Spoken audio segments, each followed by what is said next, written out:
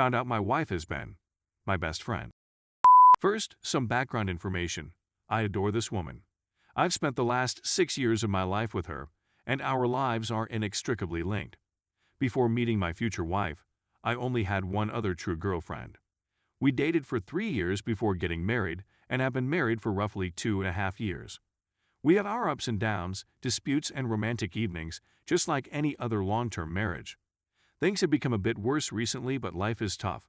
We had to move back in with her mother for financial reasons, since it worked for both the mother and us. She has recently been spending a lot of time with a common acquaintance of ours. She visits him on a regular basis when I am unable to do so at work. They engage in apparently regular activities such as watching television, drinking, going to the beach, and so on. Over the past 6 months, the number of these trips has climbed significantly, to at least once a week, if not more. My buddy had become more aloof and unavailable to spend out with me if I was around. With each meeting, I became increasingly skeptical. I felt an intense need to check at my inebriated wife's phone last Friday, after an unconnected altercation with her. This isn't typical of me, and I normally respect her privacy. My suspicions got the better of me, and I decided to investigate. I retrieved the guy's SMS message history. What I discovered destroyed me. Detailed, explicit communications from at least 2 months ago. My stomach dropped, I almost passed out, I felt blood gush from my face, and I fainted. There were texts about his in her mouth, about how he makes her ravenous, and about how we could. In answer to, what could we do? I was taken aback. I couldn't take it in. It made no sense. My thoughts were racing. I had never felt so much emotion in my life as I did in those few minutes. Disgust, betrayal, fury, remorse, dread, and heartbreaking despair. How could my lovely wife have done this to me? I'm imaging my precious woman getting by this guy, who has been my buddy since before I ever met my wife. How could he violate our friendship in such a way? I can't claim I wasn't thinking about loading the pistol at that time. If not for them, then for me. I was a crying mess, slumped in bed next to his drunkenly passed-out wife. I'm unable to forgive her. I decided right then and there that this is completely inexcusable. I had to go. I must go and be on my own. I don't have any money saved up, and I don't possess a vehicle. I don't have much of anything. I chose not to inform her yet so that I could prepare myself for living alone.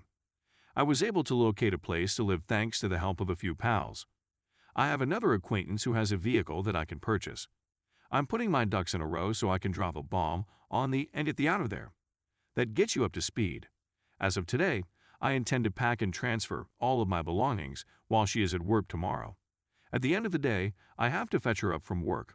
I'll bring her home, she'll see that all of my belongings have vanished, and the ultimate quarrel will commence. I'm not sure what I'm going to say, but with so much to say, it will come easy. So now, you know my dreadful tale. Please provide me your counsel, insight, and general assistance, for which you are well renowned. Edit. First and foremost, please take this seriously. And the I know how you feel / same thing occurred to me has been quite beneficial to me. I never anticipated this kind of reaction, much alone to make it to the main page. Thank you everyone from the bottom of my now broken heart. I apologize if you wrote me a note. I haven't had time to react to many of them, but I'm doing my best to read them all. Following that, I would like to listen to your advice. Don't give her that last argument, according to 99% of you. I agree with you more and more as I read. You're correct, it would be nothing but extraneous pain. The issue is that I'll be utilizing her vehicle to transfer my all-day Friday. I'm assuming a brief letter, more than simply, I know, but not a complete book, and leaving the vehicle and keys for her at her workplace would suffice. Then I'll be picked up by a buddy and taken for a trip into the sunset. So she reads the message, is upset, and returns home to find the house empty of my belongings and me nowhere to be found. Of sure, I'll hire a lawyer. I believe my evidence is adequate. I have reviewed divorce rules in my state, Maryland, and I believe I have covered all of my bases. I don't have any assets to divide, no community property, and no children. I am grateful for this. At least I found out now, before we had to deal with all of those issues.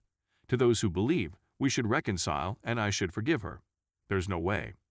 One thing I didn't include in my first article was that this occurred before we were married, and I attempted the forgiving thing once. Never ever again. Thank you once again, Reddit. When I have a chance, I'll publish a follow-up. Update. Before I go into the specifics of what occurred on Friday, I must express my gratitude to all of you helpful Redditors out there. I anticipated a few responses when I shared the original tale. It went viral on the main page and hundreds of people expressed their support. There were so many messages, comments and answers, all giving assistance and nice thoughts. You guys are fantastic. Scoregasm even gave me gold on Reddit. Knowing that millions of strangers on the internet were rooting for me provided me the bravery and motivation I needed to tackle my circumstance. To say the least, it was weird. Friday went about as well as a day like this can go. I took Reddit's advice and modified my plans before the day had started. There is no final argument. Despite the terrible news, our final week was a complete success. Early in the week, we headed to the beach. Wednesday nights was fantastic. On Thursday, we went to the movies after a beautiful dress-up expensive supper on her dime, also on her dollar. She was in a wonderful mood on Friday, and we had some amazing morning. I dropped her off at work, gave her a warm embrace, and said my goodbyes. That was our final conversation. I dashed over to acquire the keys to my new house and some boxes to pack. I dashed home to begin packing my brother-in-law is often at home, so he was naturally present.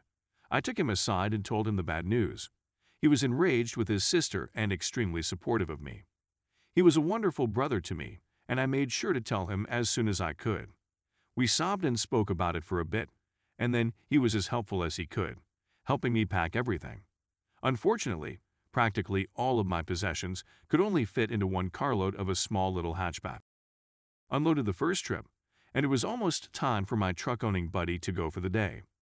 I returned, and my mother-in-law was now at home. We spoke for a long time. She was also there for me. She didn't take my side, since she doesn't take sides, but she understood and was quite supportive of my choice. She assured me that I could rely on her for assistance at any moment and that I was still considered family to her. We spent some time talking and crying together. She hoped for us to sort things out, but I told her I could never forgive her daughter, and she understood totally. I left the wife's vehicle at home and requested the mother-in-law to come pick her up once she got off work. She had been going insane all day because I had been neglecting her. She couldn't reach me, phoned many times, and sent several messages, all of which I ignored. She began phoning my friends and relatives, concerned that I had been jailed, been in a vehicle accident, or something similar. When they called, I'd tell them to tell her they couldn't contact me either.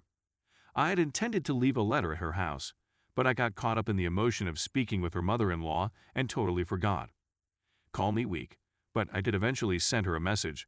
I'm not going to speak about it right now, and I'm not going to respond to your messages. You currently have nothing to say to me. I hope you're happy together and that it was all worthwhile.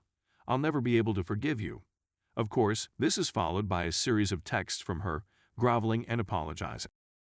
She confessed it, apologized, and said she felt like the greatest jerk in the world, despite the fact that I'm the love of her life and the only one she desires. She even had the nerve to say, "We broke it off about 2 weeks ago," as if it would make me feel better. I've said nothing else to her. Fast forward to the new location. Unpacking and getting settled. Having my own house has done wonders for my spirits. I'm in a good mood, feeling positive and full of life. I'm moving in with the buddy I've known the longest, who has supported me since I first arrived to Maryland over 10 years ago. I'm on my path to recovery thanks to some good talk and time spent admiring the trees with close friends. I want to utilize my second shot at freedom to take a step back, assess my life, and go on a road of self-improvement and acceptance of who I am. It's time to lose a few pounds, work on improving my musical abilities. I play guitar, bass, drums, and dabble in electronic music. And most importantly, go out there and appreciate the world and the people in it. I'd want to do some traveling, meet new people, and see new areas. Despite the terrible circumstances I'm in, I feel refreshed and energized. I'm hoping to meet some of you Redditors out there. Many of you have offered to invite me over or buy me a drink, and I believe I'll accept some of your offers soon. I can't keep up with the hundreds of comments, but I'm trying my best to read them all and react to a few. Seriously, Reddit, I adore you guys. You responded to my cry for assistance, and for that I will be forever thankful.